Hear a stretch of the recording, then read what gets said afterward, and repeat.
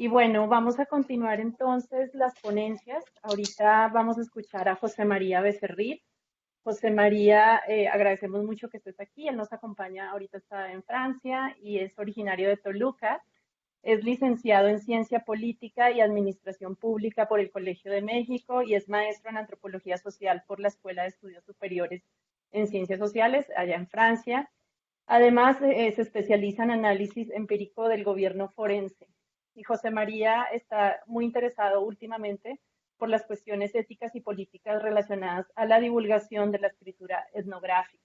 Y bueno, sobre todo es muy importante mencionar que él ha realizado una investigación empírica de largo aliento durante los últimos años en los servicios médicos forenses en Ciudad de México, interesado pues haciéndose preguntas sobre las violencias institucionales que circulan en torno a los cuerpos sin identificar, ¿no? Y a las tensiones que hay también entre los actores sociales que participan de estos procesos burocráticos de identificación. Entonces, José María, te damos la bienvenida y la palabra. Adelante. Muchas gracias, Carolina. No sé si se escucha bien y todo, porque hace rato tenía un poquito de problema. Pero bueno, muchas gracias a Escuchamos bien. todas las personas que están exponiendo y que están conectadas, y sobre todo a las organizadoras. Y sí, la investigación de la que yo quería hablar es una investigación que hice durante mi maestría en antropología. Es una investigación empírica precisamente del funcionamiento del Servicio Médico Forense de la Ciudad de México. Y bueno, evidentemente es una investigación, como todas las investigaciones en antropología, muy contextual, ¿no? Las cosas que voy a decir se enmarcan en en una situación muy particular, que es la de este servicio médico forense, que es uno de los servicios médicos forenses más desarrollados desde un punto de vista científico, tecnológico y burocrático también de México.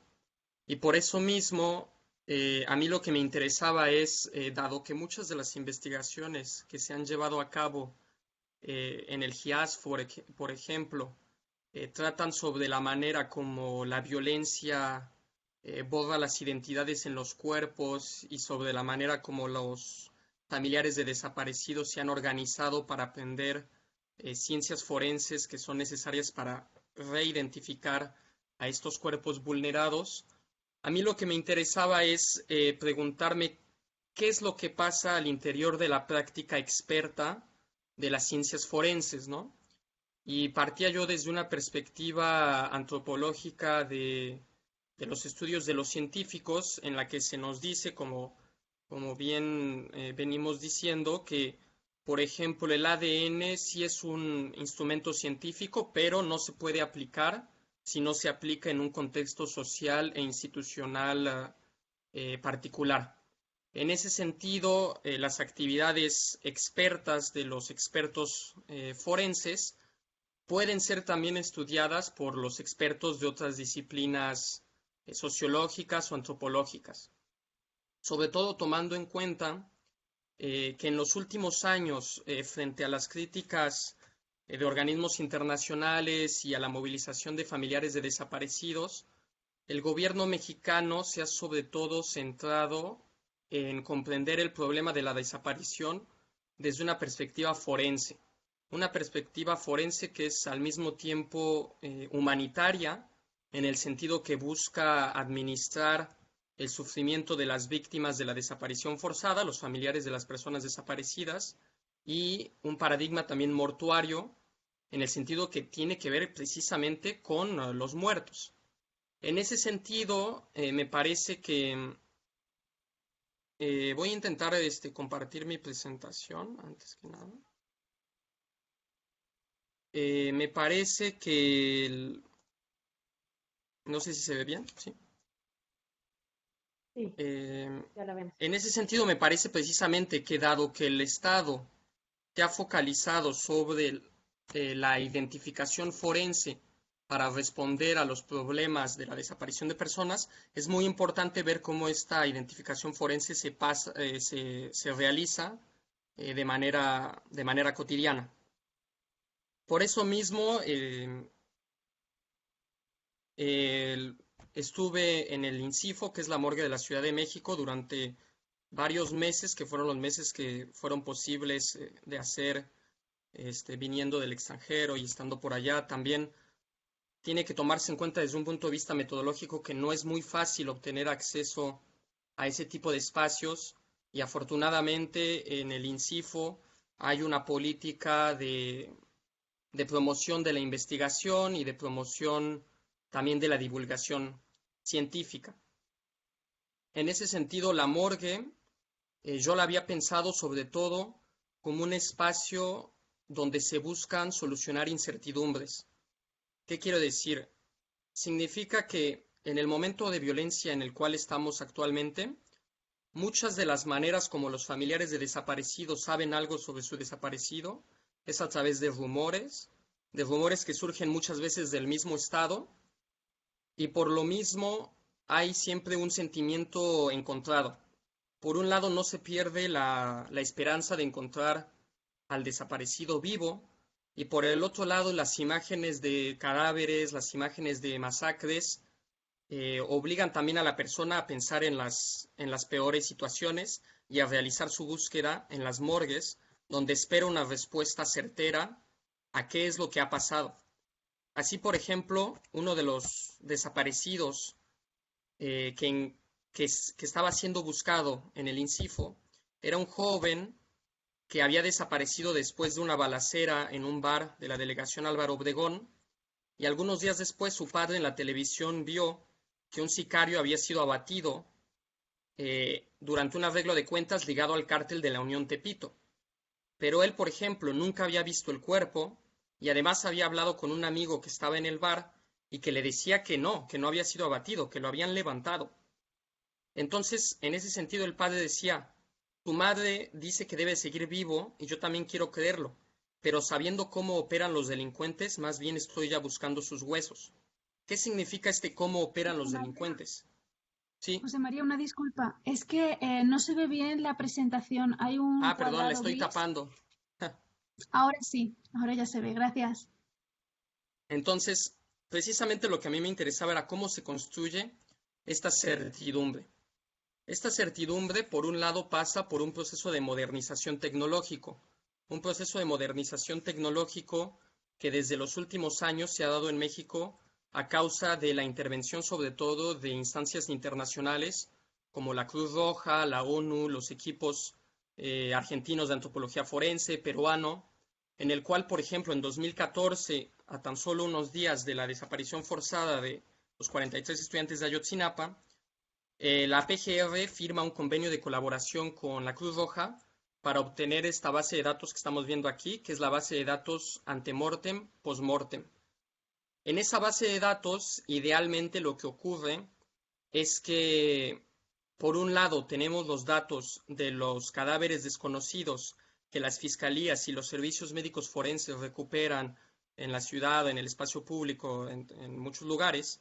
A esos cuerpos los peritos los analizan, obtienen los datos post-mortem, los registran en la base de datos y posteriormente, cuando una persona familiar de un desaparecido va a buscar, se le toma su declaración mediante una entrevista que también ha sido realizada por la Cruz Roja y por otros equipos internacionales basados en experiencias de genocidios y de guerras en todo el mundo, y esa entrevista sobre las particularidades físicas del desaparecido nos da los datos ante mortem. Por lo tanto, este programa informático que el Comité de la Cruz Roja dona al Gobierno de México, en teoría lo que debería de hacer es un match automático, un clic. Y precisamente hay pocas instituciones donde ya se está utilizando este programa. El INCIFO es una de ellas. El INCIFO, aquí construido este edificio en 2008, inaugurado en 2008-2009, es un punto central en el gobierno de los muertos en México, precisamente por su avanzada tecnología, como esta base de datos, los refrigeradores que pueden recibir hasta 250, 400 cuerpos, y en ese sentido ha sido un lugar en el que han traído, por ejemplo, los cuerpos de las masacres de San Fernando, los torsos de la masacre que ocurrió en Cadereyta, y es un punto de encuentro de los desarrollos tecnológicos más importantes. También es uno de los lugares donde hay más peritos, más expertos en antropología física y por lo tanto un motivo de orgullo para el desarrollo científico de la identificación forense. Sin embargo, lo que yo observo en mi trabajo de campo, que es algo muy interesante, es que en realidad, en la práctica, debido a la serie de restricciones presupuestarias, a las dinámicas burocráticas y a la manera de trabajar, muy poca de esta tecnología realmente puede ser utilizada para los objetivos que se les dan.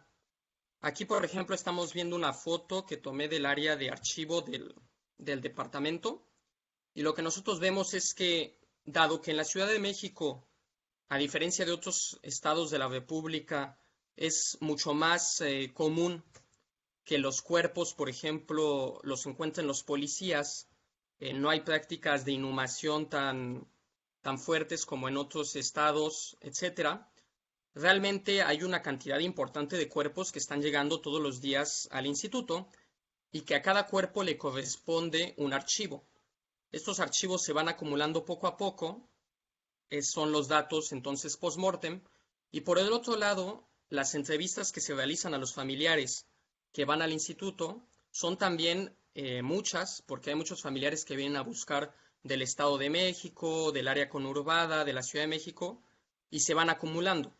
En teoría, si nosotros estamos diciendo que hay una base de datos que ya se está utilizando, lo que pasaría es que tú tomas los datos de un lado, los registras en la base de datos, después tomas los datos del otro lado y no debería de tardar mucho en hacer la búsqueda.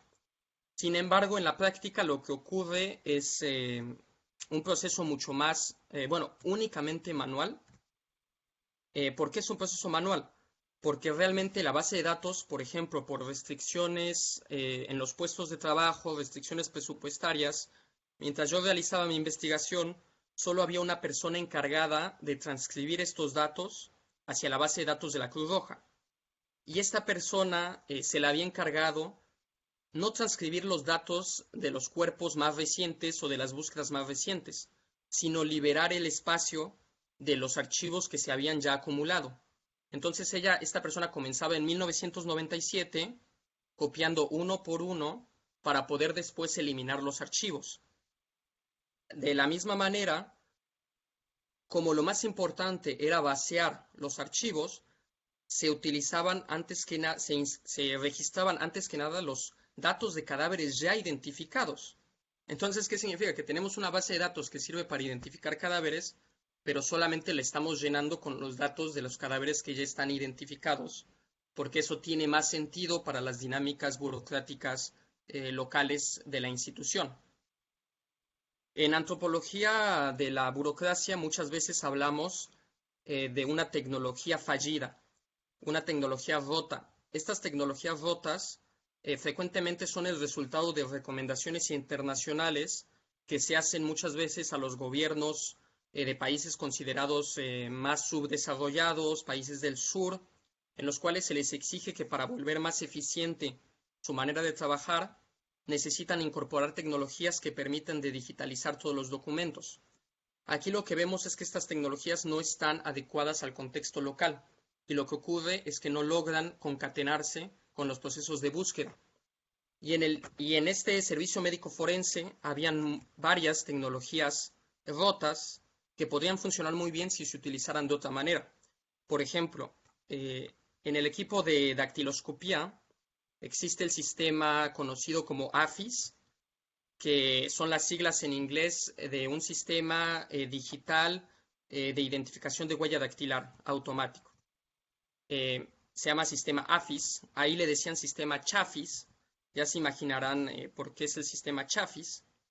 Realmente este sistema es un sistema nacional que pone en comunicación diversas fiscalías, cárceles, también burocracias locales, ¿no? Por ejemplo, si tú estás registrado en el IMSS porque eres trabajador de un municipio, bueno, en teoría tu huella dactilar estaría en el sistema AFIS. Y entonces lo que ocurriría es que si un cadáver desconocido llega al instituto, se le toma la huella dactilar, se mete en el sistema AFIS te diría quién es. Realmente no ocurre de esa manera. ¿Por qué? Porque muchos de las instancias que están supuestamente conectadas al sistema no suben las huellas digitales. Y en segundo lugar, porque si se llega, por ejemplo, sucedía mucho con los cadáveres de personas que han estado en reclusorios. Ahí en ese caso sí llegaba el cadáver desconocido, se tomaba la huella digital, dactilar, y ella se comparaba en el sistema y te daba un match. Pero por las políticas internas del mismo instituto, no se podía llamar, a pesar que sabíamos quién era la persona, no se podía llamar a los familiares porque había una política de que es a los familiares de venir a buscar. Y frecuentemente, precisamente cuando se realizaban las entrevistas a los familiares, se les decía, usted tiene que volver dentro de 2 semanas porque aunque se actualice la búsqueda y llegue a ingresar su familiar, no se le va a notificar. ¿Qué es lo que pasa? Que el Estado pone en marcha ciertas formas morales de juzgar el parentesco, en el cual, por ejemplo, si un familiar no puede liberarse de sus obligaciones para venir a buscar cada 2 semanas o para venir a preguntar por su desaparecido, sería normal o hasta legítimo enviar al cuerpo de su desaparecido a una fosa común de la cual muy difícilmente va a ser exhumada.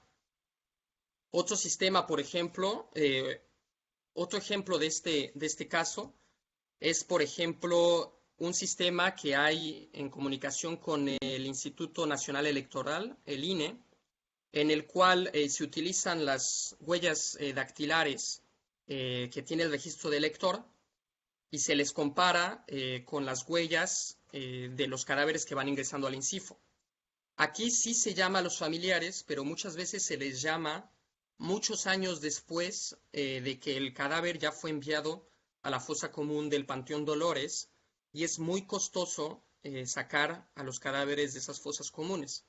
O incluso otra manera de exclusión en la cual actualmente opera el gobierno forense es que siempre se exige a los familiares probar el parentesco a través de una identificación oficial, a pesar de que en la ley general de búsqueda y de desaparición forzada, en realidad lo que basta es incluso testimonios. ¿Qué es lo que pasa? Que muchas de las poblaciones que desaparecen o que llegan al INCIFO y a otros forenses como cadáveres desconocidos, realmente son poblaciones que suelen ubicarse en los márgenes de la sociedad, poblaciones precarizadas, que han sido vulneradas históricamente sus derechos y que en ocasiones no cuentan con una identificación oficial o nunca han contado con una identificación oficial. O que, por ejemplo, la identificación oficial con la que cuentan es un acta de nacimiento, pero el acta de nacimiento, la huella dactilar que se incluye en el acta de nacimiento, pues es de cuando eran bebés, no sirve para legitimar una identificación. Es por eso que a mí me interesaba mostrar precisamente que la búsqueda, a pesar del desarrollo tecnológico que se ha llevado a cabo, en realidad sigue siendo fundamentalmente mecánica, burocrática y manual. Y eso no es una crítica.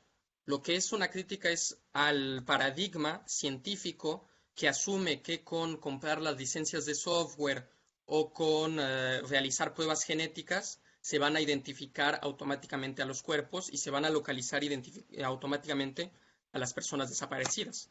Precisamente el caso del ADN es muy interesante. Después de que hubo el horroroso descubrimiento de los tráilers forenses en Guadalajara, una odontóloga del INCIFO me contaba que platicaron con los expertos de allá y les dijeron, las familias después de ver el descubrimiento vienen al Instituto Jalisciense y para calmar sus ánimos les tomamos su muestra genética, pero en realidad no tenemos la muestra genética de los cadáveres que estaban en los trailers. Entonces esta confronta precisamente nunca ocurre y solo se administra, como había dicho al inicio, solo se administra el sufrimiento de las personas que buscan a sus familiares desaparecidos.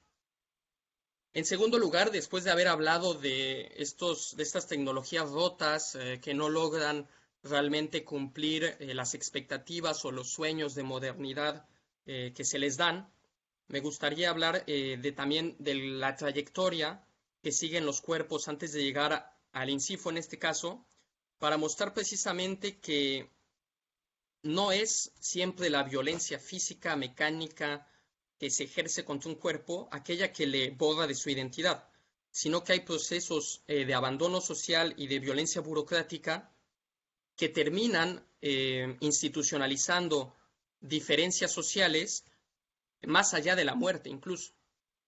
Por ejemplo, mientras yo acompañaba el procedimiento de transcripción de las carpetas de investigación hacia la base de datos, me tomé el tiempo de leer una carpeta de investigación que quisiera dar un ejemplo. El 15 de septiembre, 16 de septiembre del 2015, en la colonia de La Lagunilla, muere una mujer, la asesina. El asesina a su vecino mientras consumían piedra. La descripción que dan los policías que llegan al lugar del hallazgo, en la calle de Comonfort, es que es un picadero y es un lugar de alta marginalidad, ¿no? Cuando encuentran el cuerpo de la persona, de la mujer, encuentran también un pasaporte de esta mujer, porque se ve la foto.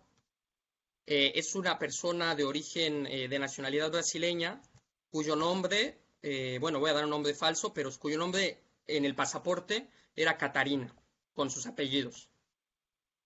Y en el acta del hallazgo se describe perfectamente el cuerpo, se describe el nombre de la persona como Catarina, etc. El cuerpo después tardan varias horas, porque además es feriado, porque es el día de la independencia, en llegar una ambulancia que recoge el cuerpo y que lo lleva primero a la coordinación territorial del Ministerio Público de Cuauhtémoc, porque en la Ciudad de México algo que es interesante para entender las trayectorias forenses es que en las coordinaciones territoriales de los ministerios públicos hay pequeños, muy pequeños anfiteatros donde los cuerpos llegan por primera vez. Ahí les quitan la ropa, que esa no llega al INCIFO, ahí toman las primeras fotos y el médico legista de la coordinación territorial escribe las primeras características. Escribe una edad, que muchas veces no es la edad adecuada. En el INCIFO se veían y decían que el médico legista utiliza el ojómetro, es decir, que solo mide a simple vista, al ojo, la edad. Y muchas veces incluso repite estereotipos, ¿no? Las mujeres normalmente tienen entre 18 y 25 años y los hombres entre 25 y 35. Ahí se hace la primera descripción de Catarina y en ese momento la carpeta de investigación aún habla de Catarina con sus apellidos. Pasan unas horas y en la mañana del 18 de septiembre, 2 días después del hallazgo, se traslada el cuerpo al INCIFO en una ambulancia de los servicios periciales del Ministerio Público. Llega al INCIFO para que se le realice la necropsia como a todos los cuerpos que se encuentran en condiciones sospechosas, pero ahí el cuerpo ya no es Catarina, es Catarina o desconocida femenina. ¿Por qué? Porque en la ley, por ejemplo, en la Ley General de Salud y también en las leyes locales del Distrito Federal de la Ciudad de México, una persona desconocida, un cadáver desconocido, se define como aquel cadáver que no ha sido reclamado en las 72 horas después de su hallazgo. Es decir, que a pesar de que te encontraron con el pasaporte, con tu nombre, etc., a través de tu pasaje por las instituciones burocráticas, vas a convertirte en un cadáver desconocido porque tu familia no tuvo la posibilidad de llegar. A esto además se deben de agregar muchas prácticas de violencia burocrática que tienen más que ver con la fiscalía y con los ministerios públicos, en los cuales lo que muchas familias cuentan es que cuando ellos van a los ministerios públicos se les pide, si no abiertamente dar dinero, sí contratar a un servicio funerario que el ministerio les propone. Si no aceptan, los amenazan con enviar el cadáver al INCIFO como un cadáver desconocido. ¿Qué quiere decir eso? Que realmente hay una exigencia que el Estado agrega a personas que de por sí ya están en situaciones de intensa vulnerabilidad. Catarina permanece 15 días en el INCIFO no hay nadie que venga a recuperarla o que logre probar la identidad, porque también ese es otro caso, personas que van y que no logran probar la identidad. Y en todo caso, Catarina después es enviada a la fosa común del Panteón Dolores. Y una pregunta que creo que nos deberíamos hacer en el análisis de, en teoría, la Ciudad de México representa uno de los espacios donde el Estado mexicano está mucho más presente. Es la ciudad, por ejemplo, donde hay más número de policías por número de habitantes, donde hay una división territorial bastante clara y donde es muy difícil, fuera de los márgenes boscosos de la ciudad o de los espacios acuáticos, esconder un cuerpo por mucho tiempo. Uno pensaría, viendo lo que sucede en otros estados de la República, de que eso aumentaría las posibilidades de identificar a los cadáveres desconocidos o de encontrar a los desaparecidos. Sin embargo, estos trayectos que los cuerpos siguen son también fuente de su desaparición, de su borramiento, de su desvanecimiento. Y por lo tanto, es también una invitación a realizar más etnografías de los espacios donde se practica de manera experta la ciencia forense para mostrar qué tanto hay de experto en una ciencia y qué tanto hay también de condiciones sociales, de violencia estructural, también de límites burocráticos, etc. Bueno, es todo. Muchas gracias. Muchas gracias, José María, por una ventanita a este paisaje que nos resulta a casi todas y todos desconocidos, que es la burocracia, ¿no? Creo que ahí es donde se reproduce la fuerza de la costumbre, esto de lo que tú hablas, y existen los mayores obstáculos para llegar a ese imaginario y a esa fantasía del desarrollo nacional, ¿no? Científico. Entonces, me parece bien interesante esta mirada microcósmica a la burocracia. Por supuesto que esta burocracia impone también rutinas, sus propias rutinas, imponen rutinas a los familiares. Quizá más adelante pudieras contarnos un poquito más sobre ello, en relación de los familiares con estas rutinas que imponen tiempos, espacios, esta necesidad de estar revisando los álbumes, etcétera, porque seguramente que ahí pudiste ver cosas bien interesantes.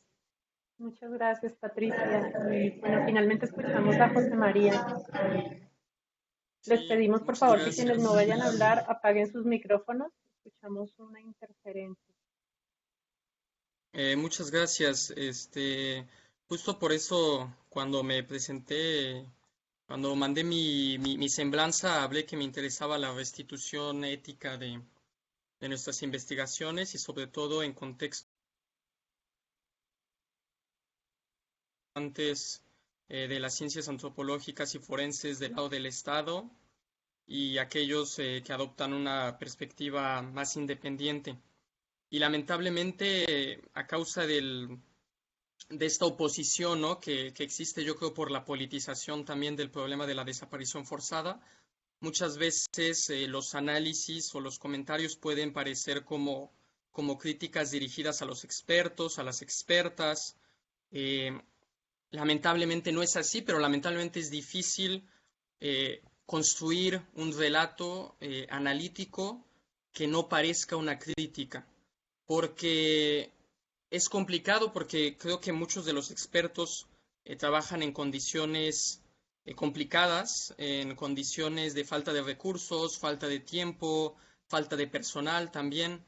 Y en ese sentido, los expertos de los servicios médicos forenses, del INCIFO, para mí no son ni buenos, ni malos, ni culpables, ni personas a las cuales criticar, sino todo lo contrario. A mí lo que me interesa es restituir el contexto social al interior del cual hacen su trabajo y que impone ciertas limitaciones importantes, limitaciones, por ejemplo, la base de datos que me preguntaba Dolores, la base de datos de la que hablo es la base de datos desarrollada por el Comité Internacional de la Cruz Roja, base de datos AMPM, que una sola persona en el departamento de identificación llenaba todos los días con las carpetas de investigación.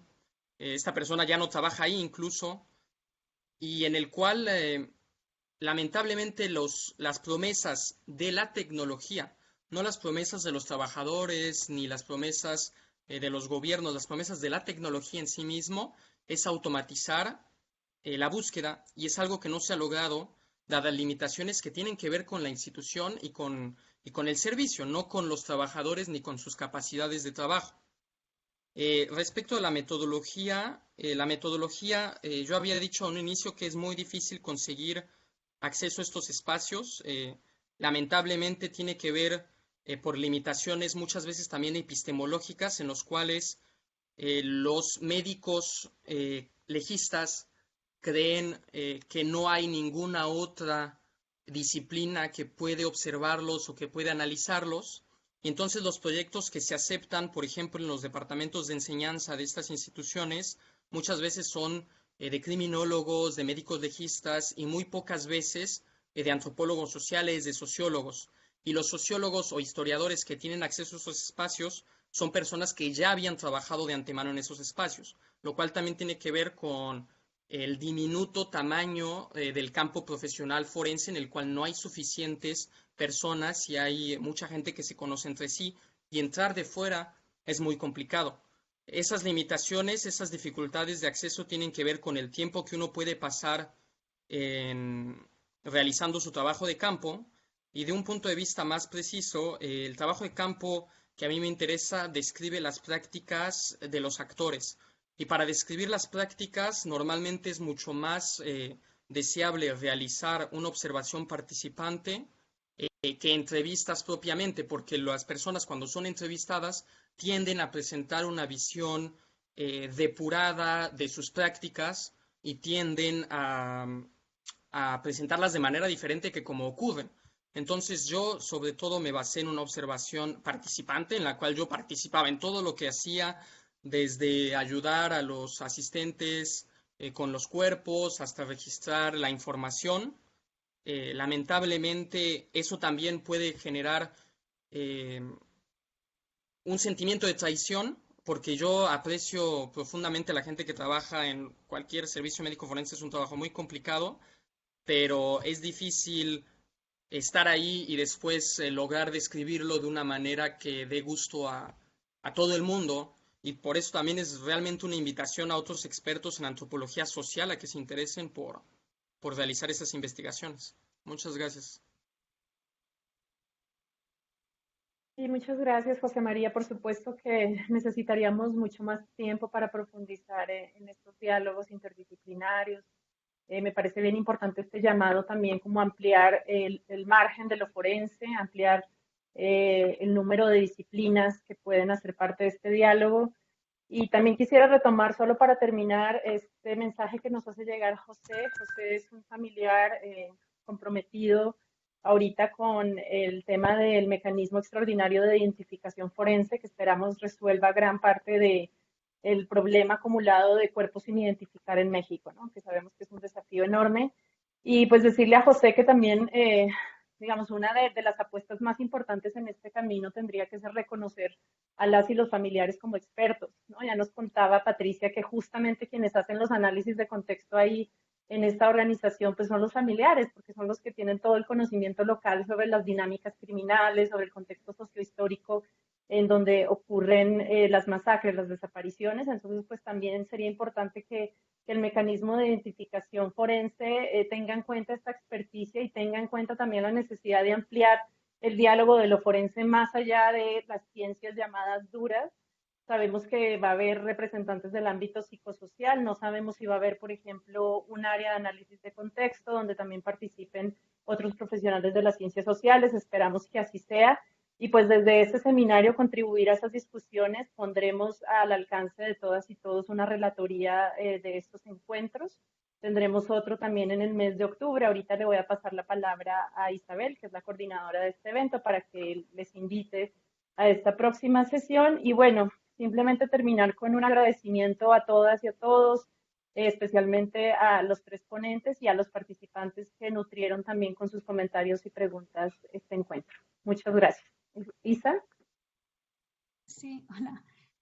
Sí, el siguiente evento será el mes que viene, en el 7 de octubre. Entonces, si quieren, pueden dejar sus correos en el chat para que se les envíe la siguiente liga para el acceso a la última sesión que tendremos y, y les estaremos avisando sobre... El horario será el mismo, de 10 a 12, como en este caso, y se les irá dando toda la información al correo que faciliten. Sí, con eso ya podríamos dar Muchas cierre gracias. a la sesión de hoy. No sé si, Caro, ¿quieres añadir alguna cosita más? No, nada, decirles eso, vayan dejando ahí sus correos, nosotras nos vamos a esperar hasta el último para poder descargar el chat. Muchas gracias todas y todos, que tengan un bonito día.